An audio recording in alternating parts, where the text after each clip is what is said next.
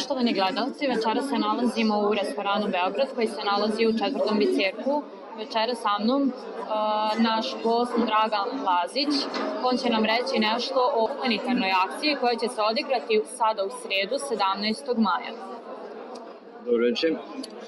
Restoran Beograd već postoji 60 godina na ovom mestu i od preuzimanja gospodina Dragana lokal od gospođe Herte Lazović, on svake godine uvek pravi neku humanitarnu organizaciju i svake godine pravimo u polovinu maja.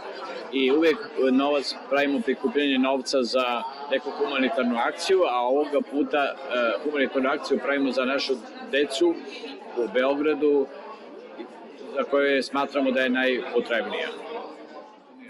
Poštovani gledalci, i mi vas pozivamo da budete humani. Dođite u sredu 17.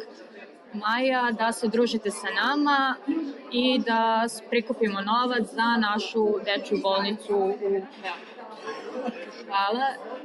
Veliki pozdrav od televizije Ringen.